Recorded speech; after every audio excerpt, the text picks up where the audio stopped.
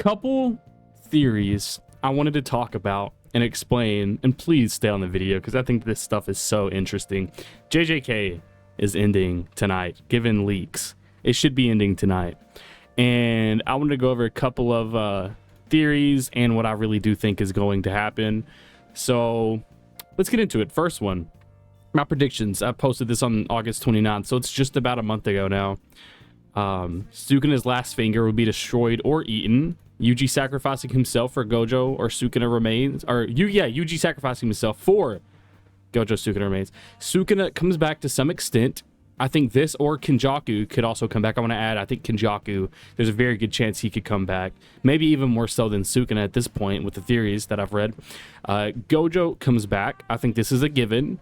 I think either Gojo's going to come back or more people are dead than what we think right now, given 270 and 269. Yuta dies for good. You know, given this was after, I think, 268. This is right after Sukuna died, I believe. So I don't even know if this one's too solidified anymore. Kind of losing hope in this one. Yeah, Yuji's are actually maybe not. Maybe Kenjaku is actually in Yuta right now, but I won't get into that. Yuji's domain is explained via flashback. Not only that, but I think a flashback will cut to Sukuna versus Yuji, and I think a flashback will cut to the off-screening of Gojo. His soul was granted the privilege to return only upon the ultimate defeat of the one who had vanquished him. This binding vow, forged in a final moment by the most powerful sorcerer, demanded a soul for a soul. Welcome back, Satoru Gojo. Now, you could put this as a soul for a soul. You could put it as a bonding vow. He trades his eye to come back. There's also the eye theory here. If you guys know, it's very, very popular. I've seen this a lot. I kind of equate this almost to the Rain Bankai theory back whenever Bleach was currently being serialized.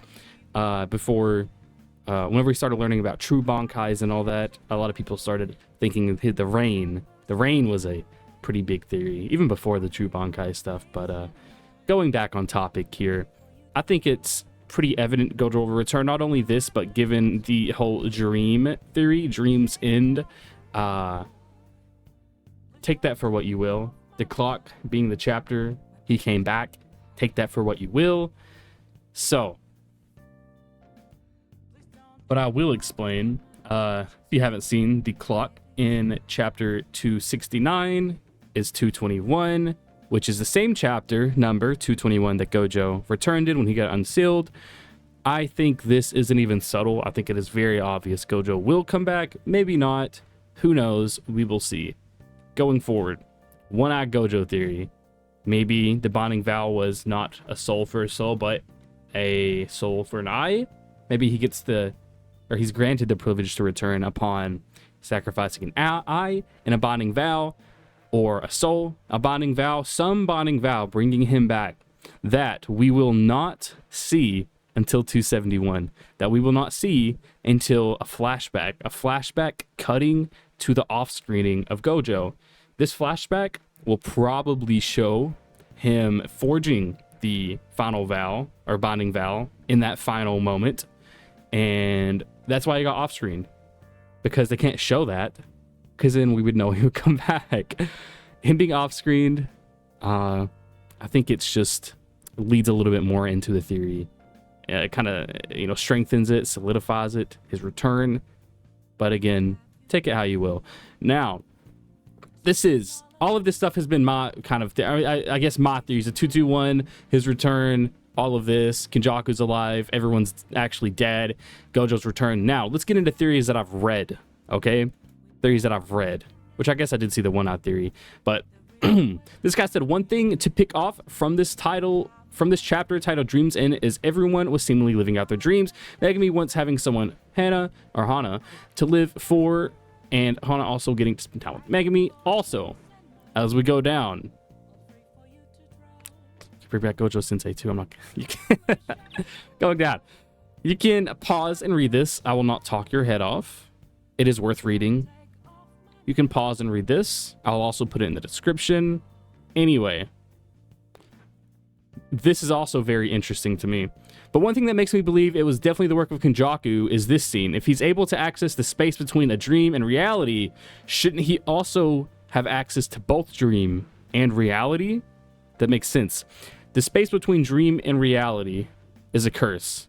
Dreams end. Sukuna's final words being, "I am still a curse," whenever he was fading away in Yuji's hands. Take this again for what you will. Now, we're still in Yuji's domain, and this whole dream reality manipulation thing is actually Kenjaku Siti, which was inherited by Yuji. The way Yuji easily manipulates the environment of his domain is very suspicious. I know manipulating a domain's environment is also possible for many. Let's go down here. See. Gojo could literally be the only one left alive in the real world, left to face the merger on his own. Will he be able to undo the merger? That would really be a good cliffhanger to part 2. This is... Okay, I'm going to say this with a grain of salt. I know Boruto is not the most widely received, I don't think it's generally... The general consensus is that it's a good manga, but I really love it. I don't think it's my favorite, but I do think it has really good writing that goes overlooked. Certain plot twists, like the reversal at the end of Boruto, was an amazing cliffhanger to part 2. Absolute kino. So, if this is a cliffhanger, everyone's like, oh, what's happening with the merger? That's a big thing going on in the community right now, is what? There's no merger. Did they forget about the merger? So, being left with the merger actually taking place at the end of JJK Part 1 until we get into JJK Shippuden, being a cliffhanger for Part 1 would be extremely insane and extremely just hype, man. Like, I think it's a well-written little twist, man, and I don't know, like, you can look at this panel as Sukuna being a little stubborn, or you can take his words literal. You can connect it to a couple of different things. Upon further analysis, I'm definitely going with the second option. I think this exact moment where the tables turned. Why would Sukuna make such a big statement if he wasn't about to play a big move, the ace up his sleeve? That's a very good point. I believe Sukuna may have done something right at that moment which instantly killed everyone in one fell swoop. That's maybe a stretch, but I do think everyone could still be dead. Or maybe not instantly, but was power enough to clear the entire lobby, thus allowing the merger to happen. That makes sense. The master of off-screening strikes again. I don't even think this is really off-screening. I think this is, well, I guess it's off-screening. It's just, I think the off-screening has to happen so that we can see the flashback to Gojo making the vow to bring himself back right before he died. As that slash was coming toward him, he made the vow because he's really fast. I think, because we know he's really fast. We've seen that so many times.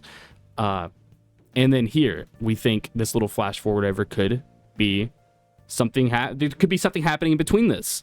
So, this is a good thing. You have to do off screens like this, or do little mini time skips and not show certain things so that you can cut back to what actually happened. That is a very good writing technique. And I know a lot of people diss his writing, but it's a good technique to use.